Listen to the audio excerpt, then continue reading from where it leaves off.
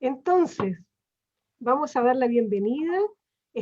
Somos del Colegio de Arqueólogas y Arqueólogos de Chile, AG, y estamos transmitiendo en directo con hartas dificultades técnicas, pero tenemos dos invitados hoy día. Nuestra conferencia se llama Herencia y acervo cultural de los pueblos en la nueva Constitución. La pregunta, ¿quiénes decidirán? ¿Cuáles son los irrenunciables que deben quedar en los contenidos de la nueva Constitución? Y tenemos en este momento, tenemos aquí a dos personas, Daniela Morales, abogada, y está por llegar Raúl Molina, historiador, geógrafo, antropólogo. Entonces, yo voy a comenzar con una introducción, porque es bien extraño esto. ¿Por qué las y los arqueólogos trabajando, convocando a una abogada y a un antropólogo, geógrafo, historiador, para hablar de patrimonios, o mejor dicho, de herencia y acervo cultural de los pueblos? ¿Por qué? Porque nosotras y nosotros, a través de nuestra profesión, trabajamos con ese patrimonio. Porque nos damos cuenta también que este es un conocimiento políticamente situado. Y tanto la institucionalidad como los cuerpos legales pasan en Chile por un momento de crisis. Y creemos necesario aportar desde la reflexión para la toma de decisiones de nuestras y nuestros colegas y también de quienes esperan de nosotras y nosotros una palabra de análisis profundo. Chile es un país en revuelta social y hemos podido ser testigos privilegiados de este proceso. Los cuerpos políticos tradicionales se dieron cuenta de que el pueblo exigía cambios fundamentales, que había en curso un proceso destituyente que derribó estatuas del antiguo régimen, ¿no es cierto? Conservando buena parte del poder en sus manos, llamó a un proceso para elegir convencionales que escriban una nueva constitución, la madre de todas las leyes, el acuerdo social que respetaría la soberanía, el poder de decisión de los pueblos. Nos damos cuenta de que muchas organizaciones de base han levantado propuestas y candidatos para este proceso. No sabemos si podrán alcanzar a superar todos los torniquetes que se han puesto en el camino, pero aquí estamos, en medio de una situación sanitaria digna de Orwell, reflexionando acerca de, poniéndonos de acuerdo en qué consideramos patrimonios de los pueblos y en manos de quiénes estarán las decisiones de qué y cómo preservar. Entonces, en este contexto histórico, le pregunto a Daniela Morales, ¿cómo ves tú el proceso seguido por nuestro país en estos temas que estábamos hablando? ¿Y qué debería considerarse como ejes básicos de la nueva Constitución? Entonces te doy el paso, Daniela, para que nos puedas reflexionar desde tu punto de vista con total libertad. Súper, Adelante. gracias Nuri.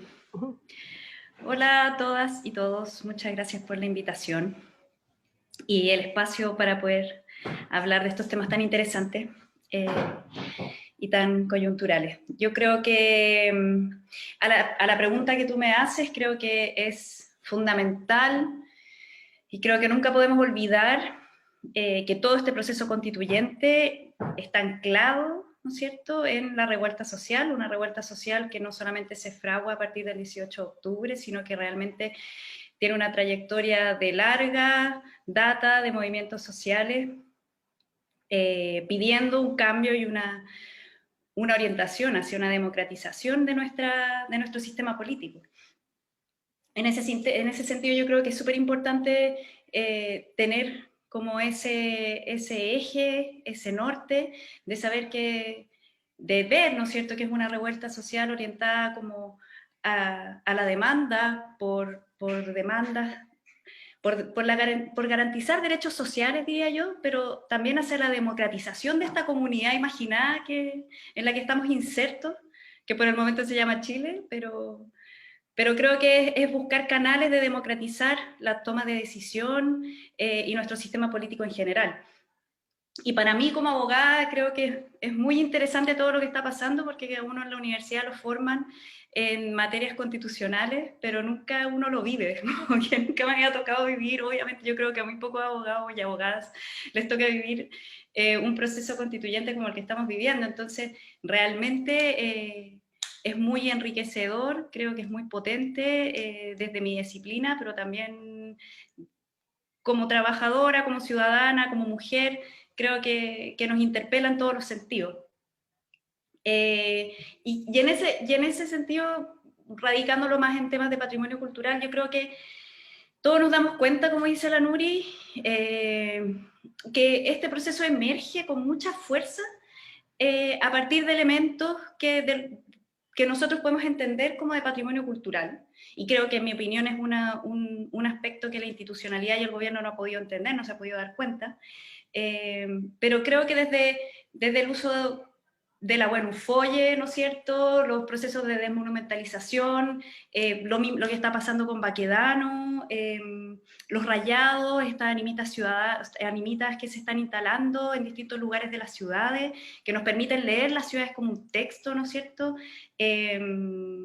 las demandas, las distintas demandas por la protección del agua o los recursos naturales del medio ambiente, es un proceso que surge desde y que camina hacia, creo yo, no exclusivamente, pero hacia la protección de lo que nosotros podemos llamar como patrimonio cultural. Creo que está en el centro de la disputa. Y eso no es irrelevante, no es pasivo, sino que creo que tiene que ver porque lo que entendemos por patrimonio cultural, yo nunca me he sentido muy cómoda con llamar patrimonio, ¿no es cierto?, pero acervos culturales, etcétera, son dispositivos que al final están al servicio, ¿no es cierto?, de la creación de esta comunidad política.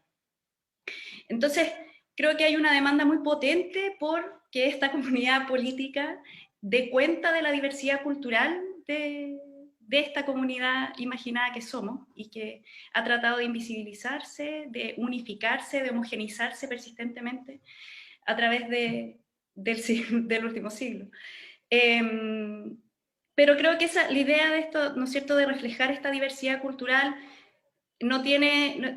tenemos que avanzar a formas más efectivas de garantizarla, no solamente, ¿no es cierto?, a través de fondos concursables, de concursos, de políticas como el maquillaje, de este multiculturalismo débil, sino realmente a través de mecanismos efectivos de protección. O sea, yo creo, actualmente, por ejemplo, podríamos decir que el patrimonio cultural ya está en la Constitución, pero ¿por qué no es suficiente? Yo creo que es porque hay una demanda potente y tenemos que avanzar hacia la distribución territorial del poder. Yo creo que eso es lo que está en el centro de esta discusión, en todos los ámbitos, no solamente en el patrimonio cultural, pero buscar mecanismos efectivos de distribución territorial del poder. Y, por supuesto, mayor participación en todos los niveles de toma de decisión. Yo creo que esos son dos elementos que están en el centro de este proceso constituyente de las demandas ciudadanas. Y que en el fondo esto permita dar cuenta de las distintas demandas territoriales, ambientales, culturales que se están dando en los distintos territorios.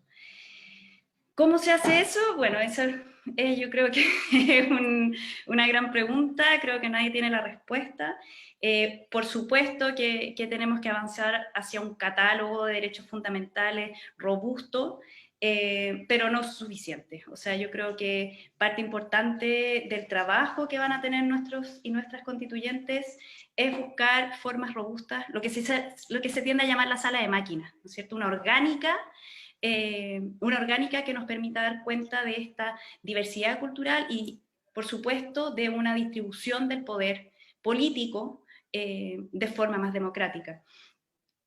Creo que es la única forma de que nosotros podemos avanzar hacia que la Constitución no sea un instrumento de dominación, que creo que es lo que tenemos ahora, ¿no es cierto?, sino un instrumento que nos permita una vida en común, más allá del disenso. O sea, nunca nos vamos a poner de acuerdo totalmente, pero buscar mecanismos que nos permitan ponernos de acuerdo y tener una vida en dignidad y igualdad, ¿no es cierto?, de ciudadanos y ciudadanas.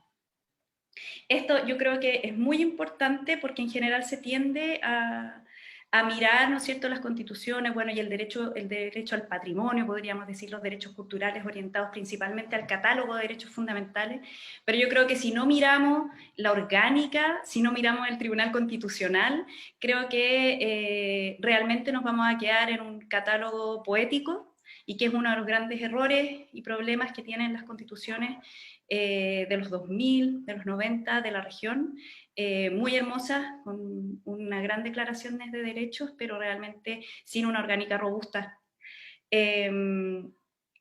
Y creo que y lo fundamental, diría yo también, es centrarse en buscar mecanismos de incidencia y participación ciudadana. Yo creo que eso es clave, y los insto y las insto a buscar constituyentes que promuevan, ¿no es cierto?, mecanismos efectivos de participación ciudadana y de incidencia en los distintos niveles de toma de decisión. Yo igual soy pesimista, tengo un espíritu súper pesimista. Yo creo que el proceso constituyente que estamos viviendo es súper y es tremendamente interesante, pero creo que no va a ser la solución para que de un día para otro creemos una comunidad imaginada, totalmente reconciliada, y que todas las heridas vayan a sanar de un día para otro. Pero de todas maneras sí creo que se pueden hacer modificaciones esenciales y sustanciales muy importantes. En ese sentido, si veo el proceso, creo que ya tener una convención constituyente paritaria y con escaños reservados para pueblos originarios, si bien no es suficiente, ya es un tremendo avance y una tremenda revolución para lo que somos como comunidad, ¿no es cierto? Es algo que es una experiencia que vamos a tener por primera vez. Y en ese sentido, como volviendo a esto, como un poco de los órganos, de los organismos, de la orgánica, ¿qué pasaría, por ejemplo, si nosotros promoviéramos, si la Constitución promoviera que todos los organismos públicos, que el Banco Central, que el Tribunal Constitucional, estuvieran conformados de forma paritaria y con escaños reservados para pueblos originarios? ¿Cuál es el cambio de mirada que podría dar eso en términos de institucionalidad? Porque para mí el tema no solamente tiene que ver con quiénes van a tomar las decisiones ahora, en esta convención constituyente, sino cómo se van a tomar las decisiones en el futuro. ¿Cuáles van a ser los mecanismos de toma de decisión de este nuevo relato del Chile que estamos creando? ¿Quiénes van a tomar esas decisiones? ¿De qué forma? Y creo que esa es una pregunta interesante que podemos hacernos también para poder mirar cómo vamos a regular, cómo vamos a abordar el patrimonio cultural de forma general. Obviamente eso nos remite inevitablemente al gran dilema de la plurinacionalidad. Yo creo que enfrentamos un escenario súper interesante de cómo vamos a abordar la plurinacionalidad en nuestra convención constituyente y de qué forma eso se va a ver reflejado en obviamente en la temática del patrimonio cultural. Creo que la mera declaración de plurinacionalidad no es suficiente, creo que habría que avanzar, ¿no es cierto?, a mecanismos efectivos para asegurar la autodeterminación de las comunidades y los pueblos, las naciones originarias. Y creo que eso también vuelve a este tema, ¿no?, de cómo se van a tomar las decisiones, no solamente en nuestro organismo constituyente, sino de aquí al futuro. Y en ese sentido, como quizás haciendo como un poco de recapitulando, creo que para mí hay 3 elementos básicos que obviamente tienen que estar sí o sí y que tenemos que poner mucha atención en la Constitución, no solamente para el tema del patrimonio cultural, sino de forma transversal, que obviamente tiene que ver con el tema del catálogo de derechos. Creo que tenemos que avanzar hacia una mirada del patrimonio cultural como un derecho cultural, como derechos culturales, derechos colectivos, fundamentales para la autodeterminación de los individuos y de las colectividades. Volver de verdad a estudiar, a asegurar una sala de máquinas robusta que nos permita una distribución territorial del poder que sea representativa de la diversidad cultural del país. Y mecanismos de participación y de incidencia. Iniciativas populares de ley, plebiscitos, consultas públicas, posibilidad de revocar parlamentarios, por ejemplo. Creo que hay que buscar mecanismos efectivos de que la ciudadanía pueda incidir en nuestro sistema político. Creo que ha sido una de las grandes deudas y una de las grandes heridas que tenemos como colectividad. Haber sido sistemática y permanentemente relegados de las esferas de decisión. y avanzar obviamente en ese sentido una democracia más participativa y dialógica. Todo esto creo que es fundamental, pero también no me quedaría tranquila si es que esto no significa permear a capas normativas más bajas, en el sentido de que una modificación constitucional signifique una reforma a leyes o estructuras administrativas que han sido perjudiciales, no de forma aleatoria, ¿no? Sino que están estructuradas para poner en riesgo y dañar el patrimonio cultural y los acervos culturales de los pueblos en este país, como por ejemplo el sistema de evaluación de impacto ambiental. Creo que es fundamental que busquemos formas, o sea, que la modificación, la nueva Carta Fundamental realmente resguarde y proteja el patrimonio cultural de los pueblos y de las naciones originarias y de las comunidades. Y el sistema de evaluación de impacto ambiental, como lo conocemos ahora, está diseñado para destruir, obviamente, y poner en riesgo el patrimonio cultural del país. Entonces, en ese sentido, creo que no sacaríamos nada con tener una constitución hermosa, con una declaración de principios hermosa, poética, si finalmente el sistema de evaluación de impacto ambiental va a seguir funcionando como existe o funciona hasta el día de hoy. Lo mismo con la institucionalidad cultural, ¿no es cierto? Y ahí hago un breve vínculo a la Ley de Patrimonio Cultural y a distintas iniciativas legales, normativas que están andando en este momento. No tiene sentido que nosotros busquemos, ¿no es cierto?, resguardar el patrimonio cultural en esta Constitución si finalmente vamos a tener leyes de primer orden funcionando que van a estar vulnerando sistemáticamente el patrimonio en este país. Y por supuesto creo que es muy interesante buscar mecanismos, pensar otras formas de incidencia en la regulación y en la planificación territorial, no solamente a través de los planes reguladores comunales, quizás volver a pensar cómo vamos a habitar el territorio, ¿no? Y cómo vamos a tomar las decisiones sobre cómo habitamos el territorio, mirando, por supuesto, esto desde una perspectiva de derechos humanos. El habitar el territorio como una perspectiva de derechos humanos. Yo creo que esos para mí serían algunos ejes centrales y elementos muy importantes para tratar en esta Constitución y mirar el proceso constituyente con ese norte. O sea, no quedarnos solo en el proceso constituyente, sino saber que hay un día después de la Constitución. ¿Cómo va a operar? ¿Cuáles van a ser los canales de incidencia? Y por supuesto que esos canales de incidencia sean transmitidos, que sean incorporados en normativas más de menor rango, como por supuesto el sistema de evaluación de impacto ambiental o lo que se cree o si se modifique, y la institucionalidad cultural. Eso. Maravilloso, Daniela, muchas gracias. Nos hace mucho sentido todo esto.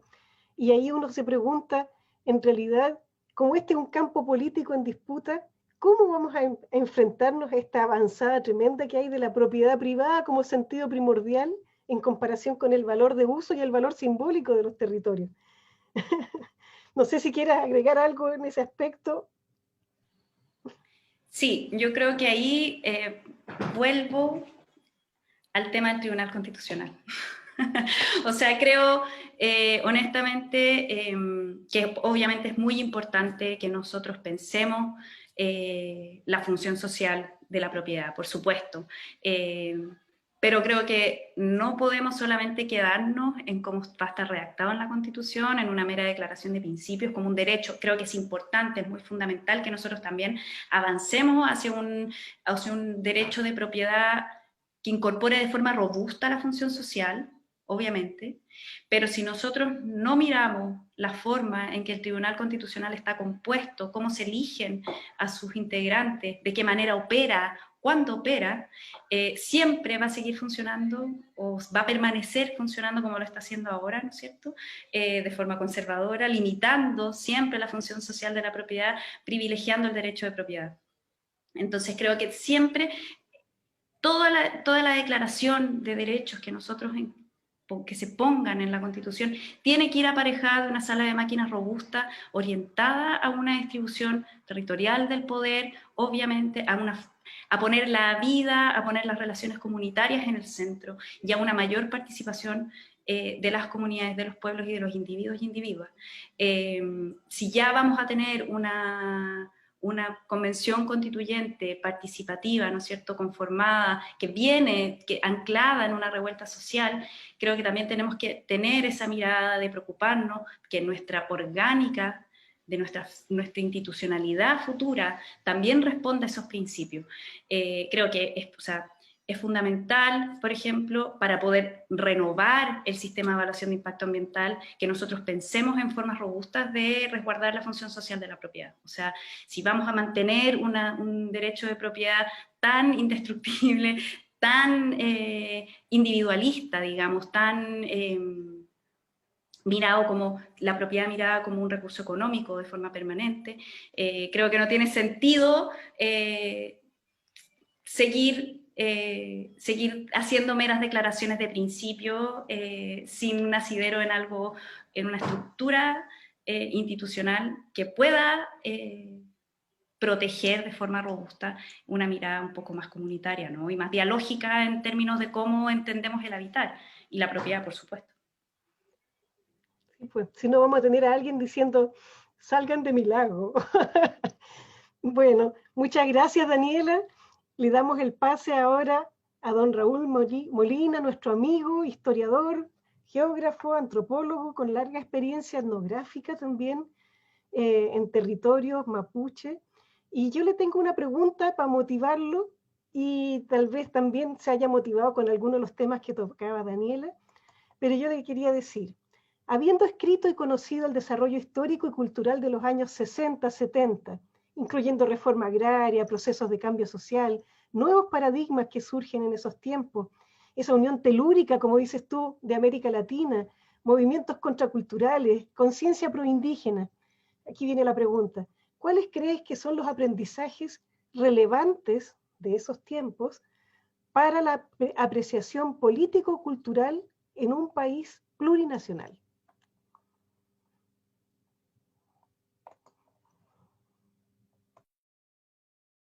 No. Bueno, ahora sí. Tenía apagado el micrófono.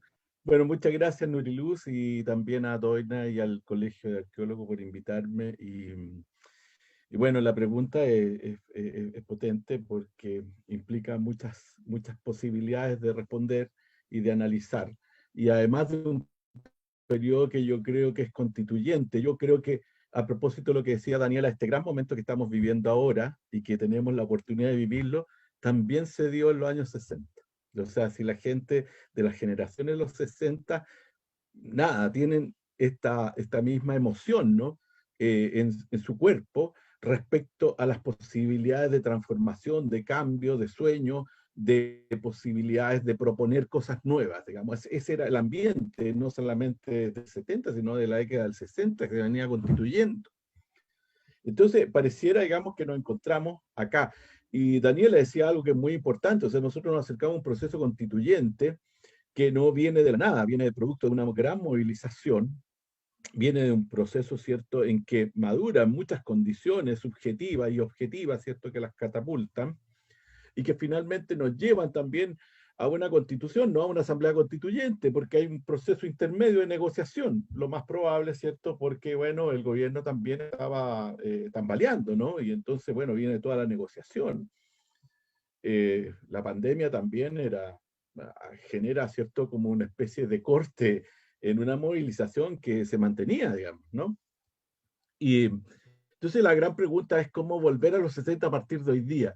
Y yo pensaba que una de las cuestiones fundamentales era que cuando uno ve, digamos, que en general hay las banderas, ¿no? La Buenufolle, las banderas mapuche, digamos, cómo aparecen, ¿no? Junto a las banderas chilenas y fundamentalmente eran mucho más masivas las banderas indígenas, como una expresión distinta de una diversidad que se viene constituyendo hace mucho tiempo, ¿no? Y eso yo creo que son uno de los aportes de los años 60. O sea, los años 60, cuando nosotros estudiábamos, me acuerdo con Martín Correa, Nancy Yáñez, la reforma agraria, por ejemplo, en la zona mapuche, claro, lo que había ahí, ¿cierto?, era efectivamente una especie de, digamos, de cuestionamiento de una estructura agraria que había quedado obsoleta y que no permitía las transformaciones. Que uno podría decir esta constitución indiscutiblemente que sigue siendo obsoleta para la gran mayoría. Y la otra, que yo creo que tenemos que tener plena conciencia de que somos mayoría. Y eso no se nos puede olvidar. ¿Ya? Es que no estamos hablando desde la minoría o desde sectores, ¿cierto?, que de alguna manera tienen una posición. Estamos en el centro del debate. Aunque no tengamos todos los medios de comunicación, esta gran mayoría que se constituye, ¿cierto?, casi un 80%, y que requiere cambios. ¿Qué cambios? Es lo que estamos discutiendo ahora, ¿no? Un poco los explicaba ya Daniela cuáles podían ser. ¿Cómo surge entonces todo este caminar desde los años 60, 70, que yo creo que tienen esa vinculación con lo que estamos viviendo ahora? Es como una gran oportunidad, este momento histórico, estas coordenadas, ¿cierto?, que de alguna manera estamos viviendo en cada lugar de este país. Y yo creo que una de las cuestiones es que a mí me parece, por ejemplo, sobre todo en el tema patrimonial, ¿ya?, y la cuestión indígena, es que allí aparece una eclosión. Los años 60 son muy importantes. Yo creo que incluso nunca dejaron de ser, en relación a la reforma agraria, las organizaciones, la mayor organización reivindicadora en ese tiempo de tierra, ¿cierto?, era la Confederación Nacional Campesina Indígena Ranquil, que era campesina e indígena, ¿ya? No era una solamente campesinado. El campesinado muchas veces en otros lugares, ¿cierto? El campesinado era como un sector que escondía, ¿no?, o no visibilizaba lo indígena, ¿no? Acá, y yo creo que ahí es muy importante eso, es muy importante esa partícula que va a tener, digamos, esta confederación.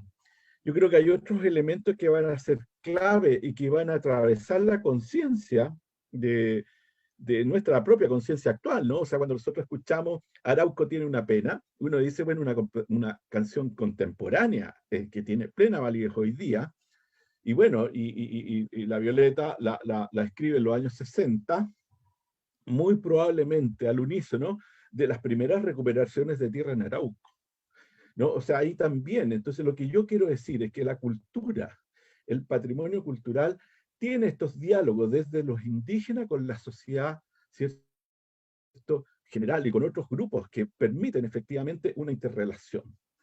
Eso hace pensar, ¿cierto? Y yo recién propongo que estos procesos, por ejemplo, actuales de ley de patrimonio, están en un binomio, ¿ya? O sea, el patrimonio, ¿cierto?, considerado como algo que de alguna manera busca, ¿cierto?, preservar ciertos valores, pero separa lo indígena, ¿no? Después lo discutimos.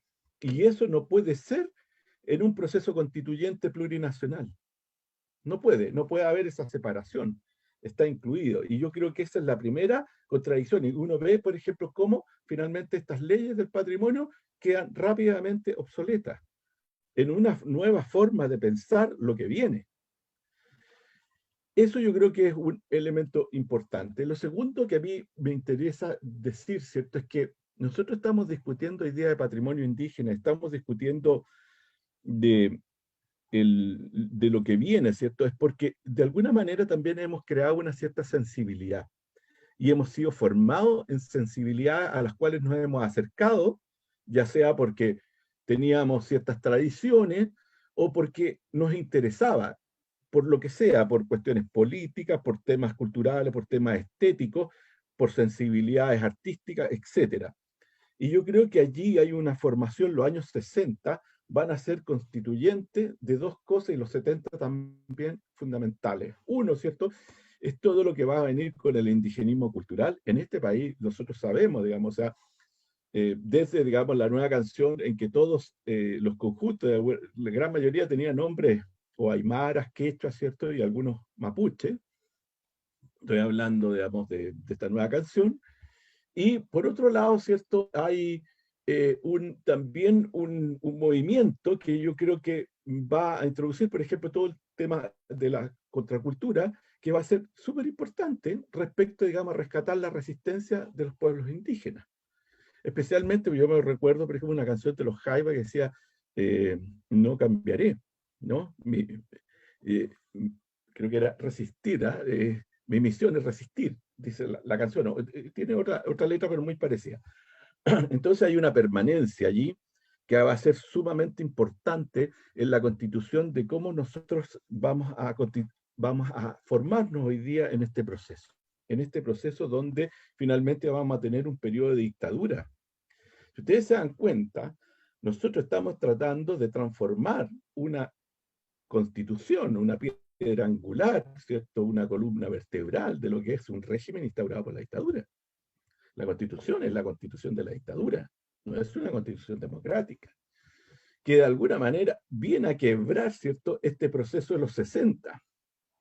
Y esto podría dar una continuidad con nuevas formas, cuestiones que son distintas porque ha corrido mucha agua bajo el puente, pero que de alguna manera hay una serie de información, de necesidades, de formaciones personales que nos llevan a entender entonces que hoy día muchos de la discusión del patrimonio requiere inevitablemente de la base material sobre la cual se construye el patrimonio cultural, que son los territorios, que son las y que son las aguas del mar, los maritorios, ¿no?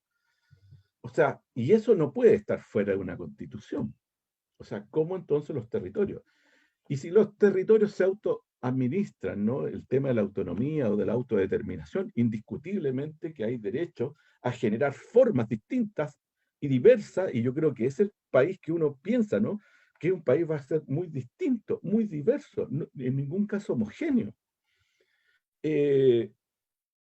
donde las diferenciaciones se expresan y se aclaran, porque no es que no existan, las hay, pero se expresan en una legitimidad y con un puesto, ¿cierto?, en la cual el diálogo se transforma entonces mucho más horizontal y no, digamos, en estas formas de dominación que tiene muchas veces el Estado, ¿cierto?, a través de la Constitución, para imponer cuáles son las medidas que finalmente reproducen el sistema, fundamentalmente económico, ¿ya? Y tienen aparatos políticos, judiciales, ¿cierto?, para que aquellos que no les interesa, ¿cierto?, acuden al Tribunal Constitucional. Entonces, yo creo que eso es un tema fundamental. ¿Y por qué el tema de los territorios es tan clave? Porque los pueblos indígenas en Chile, yo creo que conservan una proporción eh, considerable de territorio.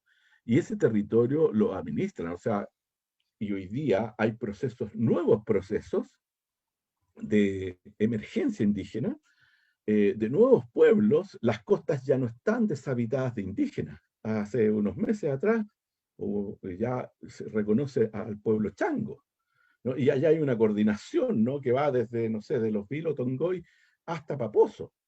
O sea, que tendría que ver, digamos, cómo fue la ley Lafkench o toda la unidad, digamos, indígena mapuche, digamos, hacia el sur. Estos procesos siguen en continuación, digamos, siguen la continuidad, sobre todo en la zona central, donde nuevamente comienzan a emerger no solamente organizaciones mapuche de migrantes o de gente que llegó a vivir a un lugar hace mucho tiempo, sino que de los antiguos pueblos de indios coloniales, ¿no? Que por supuesto, por ejemplo, nosotros estamos trabajando en Pomaire, con un proyecto Fondesit, y donde nos aparece el cacique y nos aparece toda la genealogía del cacique hoy día en Pomaire. Asociada a la producción, digamos, de este patrimonio, ¿no?, que podría ser justamente, digamos, la producción de cerámica, y que tiene indiscutiblemente una genealogía hacia atrás, que llega, ¿cierto?, y conecta probablemente con periodos prehispánicos. Entonces, yo creo que estamos en un proceso de eclosión y diversidad que yo creo que cualquier proceso constituyente debería recoger. Ya recogió a los pueblos indígenas, ¿cierto? E incluso yo creo que en buena hora, ¿cierto?, a los changos. Solamente quedó, y todavía estas son cuestiones que tienen que ver, yo creo que hay ciertas dosis un poco de racismo, como también lo existe con los pueblos indígenas, con los afrodescendientes, que quedaron fuera, ¿no? Y quedaron fuera, digamos, por negociaciones, por oposiciones políticas, etcétera, pero que no lograron, por ejemplo, el quórum necesario para estar dentro y tener sus propios representantes.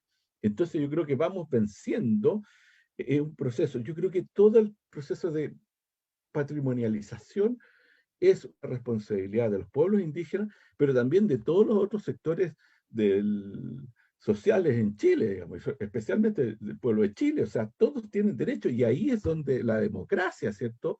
Es una democracia que nace desde la gente y que tiene derecho un poco a todos esos mecanismos que nombraba Daniela, ¿cierto? Que es la capacidad, bueno, de poner en interdicción y destituir a parlamentarios, ¿cierto?, que no cumplen con su labor, ¿no? Que tengan la capacidad de generar leyes, ¿no? Que no sean representados y se representen a sí mismos. Y yo creo que eso es lo nuevo. Yo creo que es algo que nos pone en una situación donde el patrimonio cultural indígena indiscutiblemente que adquiere entonces una relación muy importante y una interrelación con nosotros mismos, digamos. Nosotros también somos depositarios de la cultura indígena, o sea, y lo tenemos en cada uno de nuestros ADN culturales, ¿cierto? Donde aparece finalmente, digamos, formas de ver el mundo, de concebir el mundo, formas de nombrar las cosas, formas, digamos, de tener también una afinidad con aquello, ¿cierto?, que nos motiva. Entonces, claramente yo creo que uno de los cambios más importantes que este país también se iba transformando en esta diversidad que es muy rica y es muy necesaria. Entonces, yo lo que quería plantearles al final, digamos, es que todo este proceso, y yo sé que es largo hablar de esto, es una profunda historia, pero a mí me llama mucho la atención que tenemos entonces un acervo, tenemos una tradición, una forma que hoy día ha adquirido cierto características de mayoría, ¿no? Tenemos la posibilidad de transformar este país en algo que yo creo que es muy nuevo, es muy novedoso, ¿no? Esto no estaba antes. Yo creo que también esa es la gran diferencia, es que no estaba antes. Hoy día son nuevas generaciones, nuevas propuestas y muchas voces distintas. Entonces, yo lo que veo, digamos, es que nos enfrentamos a un patrimonio, a definir una especie de patrimonio cultural indígena, ¿cierto? En un contexto primero de plurinacional. Y cómo esto también en la interrelación se da, digamos, en una relación intercultural, porque en realidad este país va a ser muy diverso y va a quebrar de alguna manera ese monopolio de la unidad cultural, de la unidad nacional, de la unidad territorial que proclamaban los sectores más conservadores. Y considera, ¿cierto?, incluye en esto, ¿cierto?, la diversidad cultural de los pueblos indígenas. Y eso ya que da una riqueza territorial, una riqueza, digamos, al país. Lo otro que a mí me parece que es clave, ¿cierto?, es que el patrimonio también está en constante construcción. No es estático ni está sometido a cambio o procesos, no es estático, digamos, está siempre en cambio. Y el pueblo y la gente y los pueblos indígenas tienen la posibilidad de patrimonializar aquello que valoran, ¿ah? Y que le otorgan nuevos significados. Y por tanto, en esta característica es que los pueblos indígenas también tienen el derecho a patrimonializar aquello, digamos, que les interesa, digamos, o que valoran directamente. Y por tanto, ¿cierto? Hay una relación, se construye una relación de diálogo, de influencia y también de adaptaciones interculturales. O sea, esto también hay un diálogo con otros, con los distintos, con los diferentes, pero donde hay también la necesidad, ¿cierto?, de llegar a coexistir de una manera armónica. El patrimonio también no solamente es lo inmaterial, ¿no?, ni el pasado, sino que también es el presente, el futuro, lo que viene, ¿cierto? Y por eso esa capacidad de construir un poco el devenir. Y también a mí me parece, digamos, que lo inmaterial y lo material está vinculado al territorio, al medio ambiente, ¿cierto?, a las posibilidades, al meritorio también, ¿no? A qué hacemos con aquello que nos pertenece y que de alguna manera lo valoramos en función de un paradigma completamente distinto al extractivista o el de acumulación, sino que tiene otras características. Y finalmente vemos, digamos, que también muchos de estos contenidos tienen que ver con una cultura indígena que aparece como resistencia y que poco a poco, permeabilizando en estas relaciones interculturales, se va transformando hegemónica, ¿no? En una hegemonía, en un ejemplo también para las nuevas generaciones. Entonces, terminamos, ¿cierto?, con un patrimonio como una herramienta política que va a defender los derechos territoriales y culturales. Y esto tiene que estar reflejado en una constitución que sea capaz también, yo no sé cómo se redacta, ¿cierto?, que sea capaz de tener ese dinamismo, que sea capaz de aceptar los cambios, las readaptaciones, la creación, y sobre todo, digamos, permitir que se exprese, ¿cierto?, el poder de los pueblos indígenas para patrimonializar su espacio y territorio, que tienen mucho que ver con la autonomía, con la autodeterminación, y de alguna manera con esta país, digamos, que si todo resulta bien, podría ser un país a lo menos plurinacional y a que habría que entregarle contenido. Bueno, es largo de seguir contando más cosas, pero es lo que yo quería decir, y si hay preguntas podemos profundizar. Muchas gracias, Raúl. No sé por qué me acordé de cuando tú hablabas de que estábamos en un tiempo parecido al tiempo de los 70, inicio de los 70. Me acordé de esa canción que decía, ha llegado aquel famoso tiempo Gitano de Rodríguez, vivir. vivir, Claro, y esa es la vivir. sensación que uno tiene Hoy no cuando está en la espera nadie. protesta. Claro, cuando uno está en la protesta es como la sensación, ha llegado nuestro tiempo. Pero bueno, aparte de Sí, esta pasión que uno sí. siente, hay una serie de preguntas aquí y quería partir haciéndola para Daniela, que también tiene que partir en un ratito.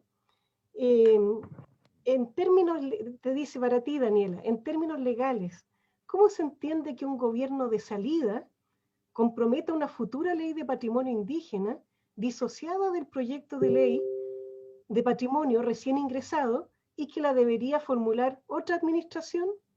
¿Existen otros ejemplos de esto? ¿Es un mecanismo utilizado frecuentemente? Súper. A mí me parece que el tema de la ley de patrimonio es realmente fascinante. Creo que es fascinante y es absurdo al mismo tiempo. Y creo que habla muy claramente de un gobierno muy ciego, como decía adelante, hace un rato, muy ciego al contenido de la revuelta social. Creo que no han sabido leer correctamente, y bueno, y creo que todo lo que ha pasado con Baquedano también, ¿no?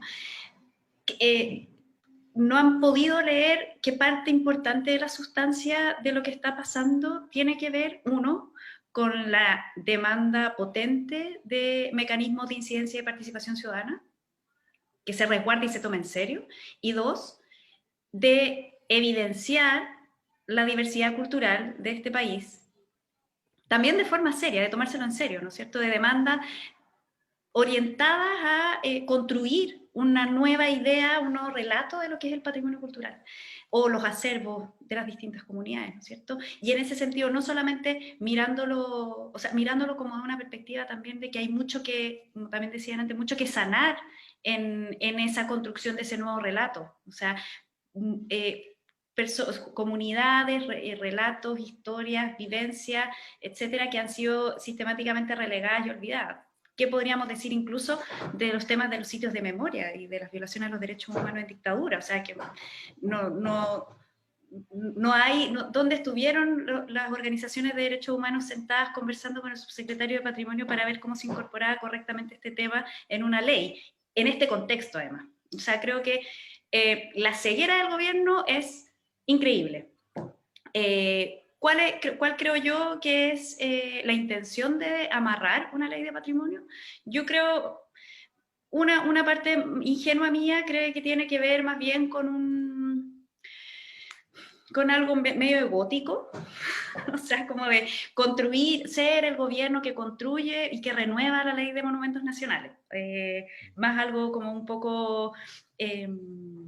como un poco un capricho, ¿no? Como, sentar esa base, ¿ya? Que quede la firma de determinadas autoridades en ese proyecto. Pero también creo que no es un proyecto inocente y que tiene por objetivo dejar ciertos amarres vinculados, por supuesto, a la especulación inmobiliaria, a la usurpación, digamos, como lo que decía también delante, a mantener un sistema de evaluación de impacto ambiental que no se modifique, ¿no es cierto?, como perpetuar una forma de entender el territorio de forma mercantilista, y homogenizar esta idea que se está abriendo de forma tan potente, ¿no es cierto?, de una diversidad cultural radicalmente distinta como se ha estado entendiendo este país hasta este momento. Claramente hay una disputa por la memoria que el gobierno no quiere ceder. Hay una disputa por los símbolos, hay una disputa por los significados y por supuesto también hay una disputa respecto al territorio, a los recursos naturales, que se da en distintos campos. Y obviamente la ley de patrimonio cultural es un campo muy fértil para poder disputar. Obviamente también está ligado a otros instrumentos normativos que se están o que se han intentado, ¿no es cierto?, desarrollar durante este gobierno. Bueno, lo que este Ministerio de Iniciativas Públicas y Recursos Hídricos, ¿no es cierto?, esta carretera hídrica que están proponiendo, obviamente también están intentando dejarla amarrada antes del cambio constituyente, la ley de integración urbana, etcétera. Pero lo de la ley de patrimonio es muy interesante.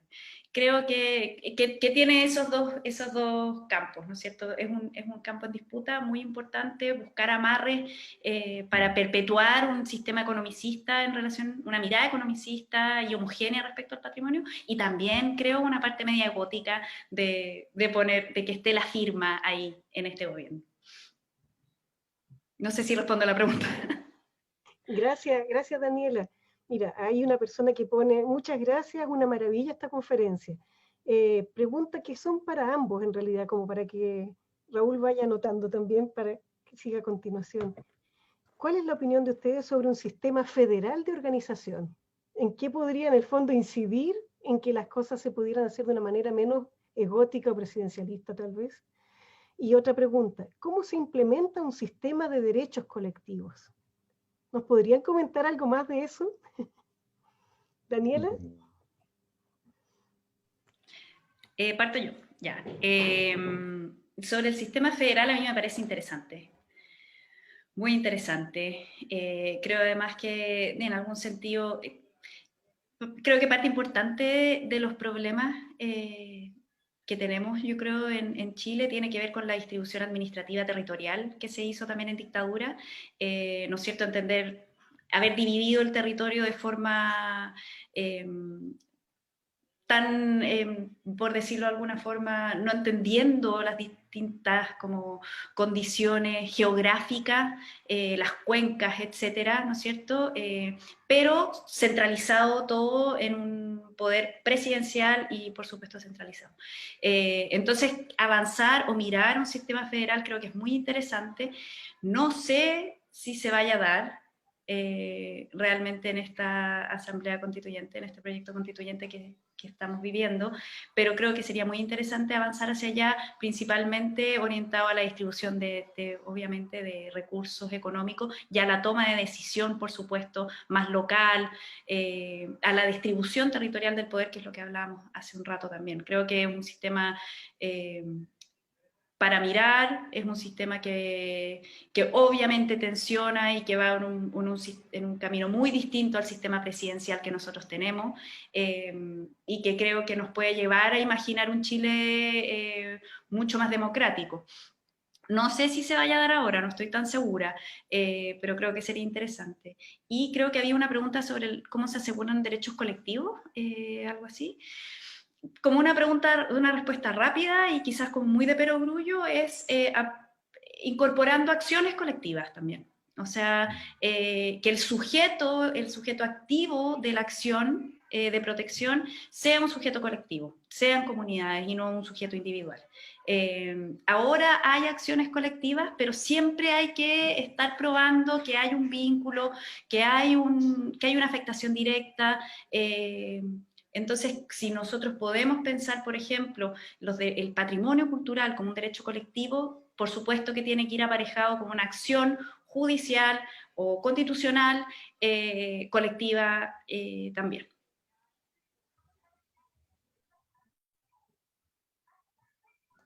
Hay una pregunta para Raúl, antes de darte el pase, Raúl. Gracias, Daniela. Porque hay otra pregunta para ti, a lo mejor lo puedes ligar. En cuanto a la herencia cultural material, ¿cómo podemos salir de la idea de fetiche que está tan instalada en el conocimiento público para llevarla a la discusión constitucional en un contexto de ancestralidad, de la mano con los demás patrimonios? ¿Cómo ampliamos la comprensión del patrimonio material para situarlo en su valor real y podamos expresar eso en la nueva Carta Magna?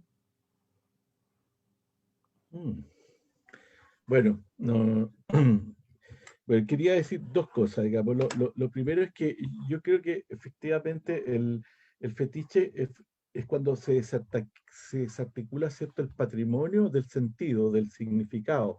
Entonces lo que se hace es objetualizar la cultura, ¿no? Y por tanto, digamos, eso desarticula al creador, ¿cierto?, con su significado para tenerlo, digamos, como una especie de aspecto, ¿cierto?, que solamente tiene valor estético. Cuando se rearticula el sentido, digamos, indiscutiblemente que yo creo que ahí va, digamos, o sea, cómo se rearticula el sentido en un proceso, yo me imagino, constitucional. Yo no soy abogado, no sé qué palabras se usan en ese caso, pero claramente me parece que cómo uno le otorga sentidos a los distintos patrimonios, y el patrimonio indígena, ¿cierto?, que debería tener su propia definición, pero el patrimonio indígena también está permeando otros patrimonios, ¿no? Por ejemplo, yo recordaba cómo nosotros tenemos que enfrentar en el caso, por ejemplo, de las iglesias del norte, donde, claro, hoy día se declaran que son monumentos o, no sé, bienes, ¿no? Y entonces se patrimonializan desde el Estado, y se patrimonializa el edificio en una vieja concepción que era, digamos, el decir, ¿cierto?, las bellas artes, es decir, la arquitectura, la escultura, la pintura. Sin embargo, el contenido interior, o sea, primero se omite en ese patrimonio quién la construyó, ¿no? ¿La construyeron los curas o la construyeron, digamos, los pueblos indígenas en la comunidad? Por ejemplo, en el caso de Pachama o de todas las comunidades del norte. Entonces, yo creo que ahí hay una valoración, que quienes construyen ese patrimonio no es que lo construya, digamos, un arquitecto, construye la gente, generan en un proceso, aunque sea de colonial, ¿no? Estos edificios, pero además los pintan, ¿no? Entonces nosotros decimos, ¿y de quién es ese patrimonio pintado? Que en muchos casos, por ejemplo, corresponde a pintura indígena, que no es la pintura rupestre, es pintura indígena.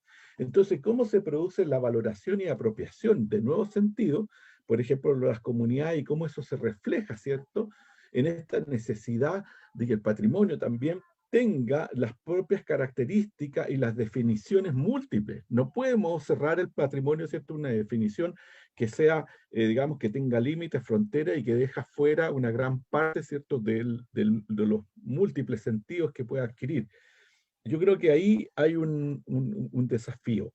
Y en una nueva constitución, indiscutiblemente, que yo creo que los pueblos indígenas y otros, digamos, y en relaciones interculturales o otros sectores sociales, también tienen el derecho a patrimonializar, no solamente el Estado.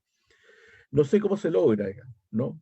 Ahí hay una política con los museos, hay una política, ¿cierto?, que tiene que ver con, ¿y qué se coloca en la plaza? ¿Se coloca, digamos, no sé, en una plaza del altiplano se coloca Arturo Prat? ¿O se pone, digamos, a Tupac Katari? Es una pregunta, ¿no? Y yo creo que son cuestiones que a lo mejor nos surgen a nosotros, pero puede ser que las comunidades, y en ese sentido es la diversidad, que las preocupaciones son distintas también, ¿no?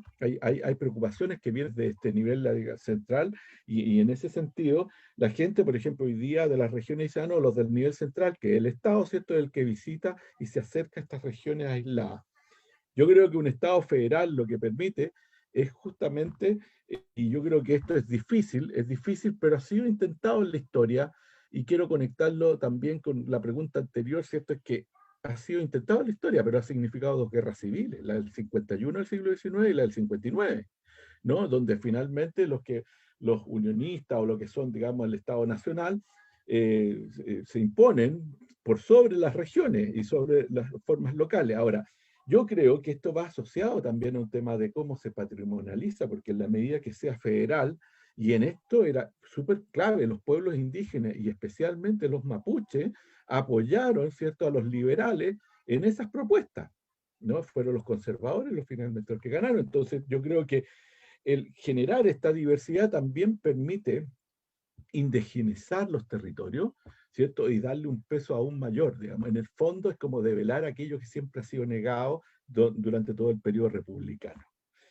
No sé si contesto todo, pero claramente me parece que ahí hay ciertas claves para no desfechetizar, ¿no? el patrimonio y la cultura indígena.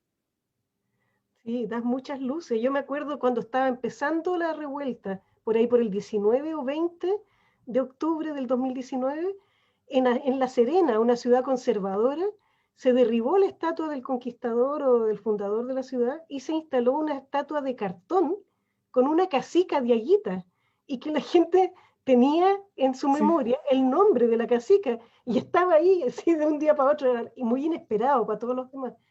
Hay una pregunta para ti también, Raúl. Dice, respecto del tema territorial indígena y desde tu experiencia, ¿de qué manera se debiera abordar en el marco del proceso constituyente?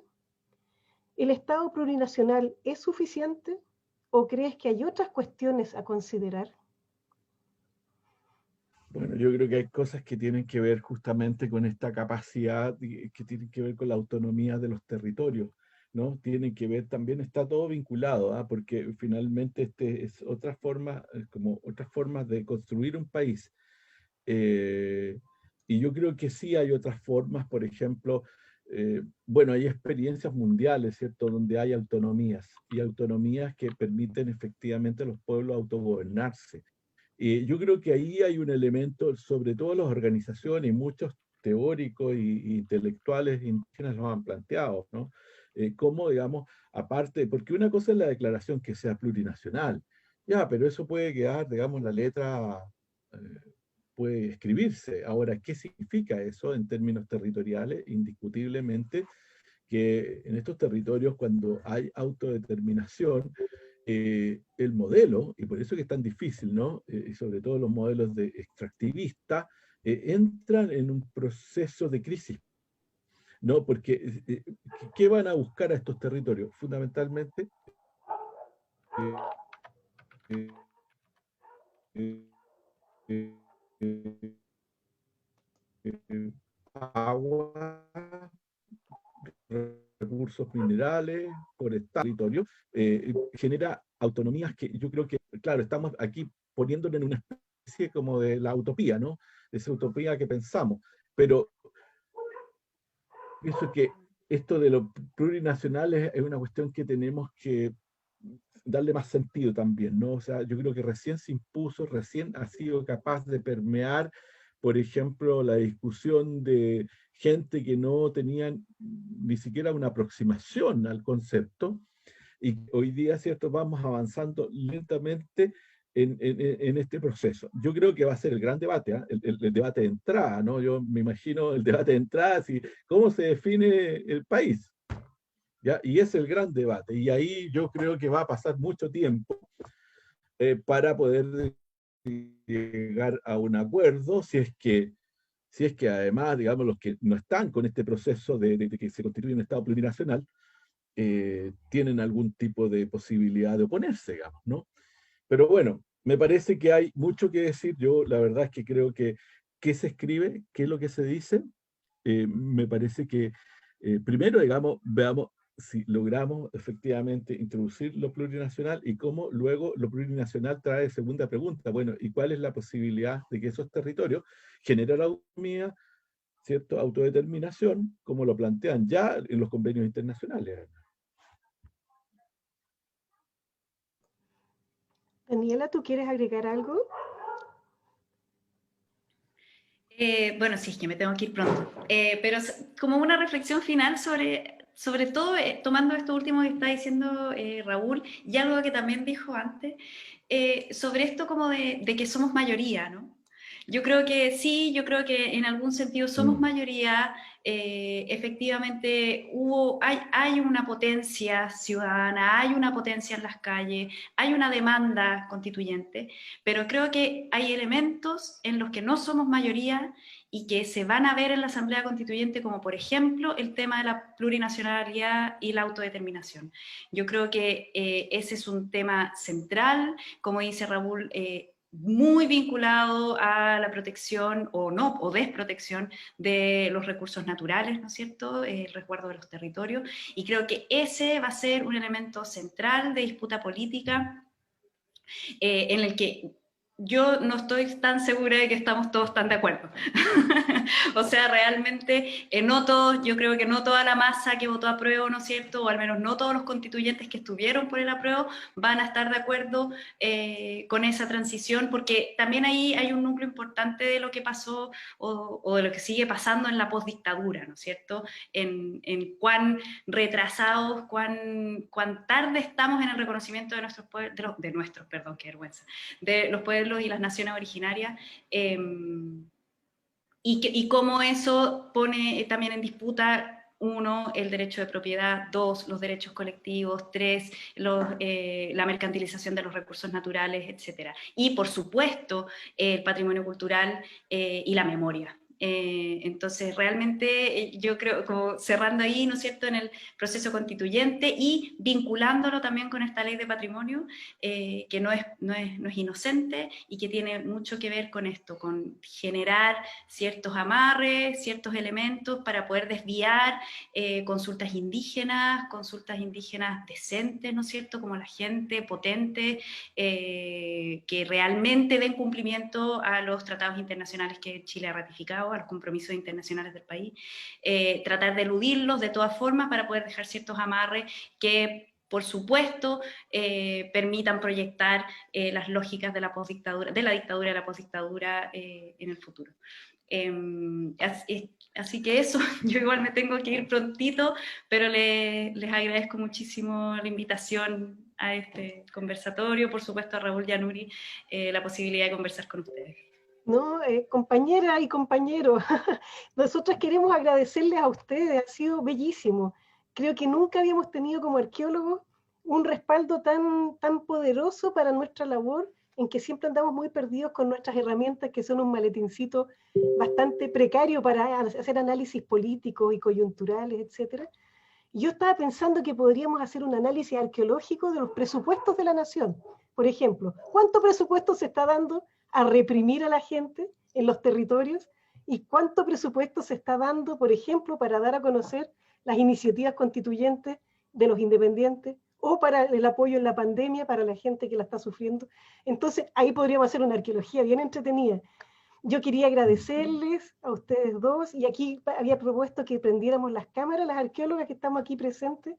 Queremos agradecerles, ha sido un momento muy enriquecedor para todos nosotros, nosotras, y a ver si podemos repetirlo en algún momento. Estamos repartidas por todo el país, hay gente del sur, del norte, del Cajón del Maipo, estamos en todos lados. Muchas gracias, Raúl, muchas gracias, Daniela.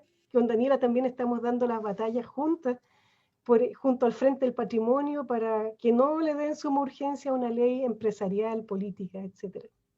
No sé, Raúl, si tú quieres tener algunas palabras también antes de partir.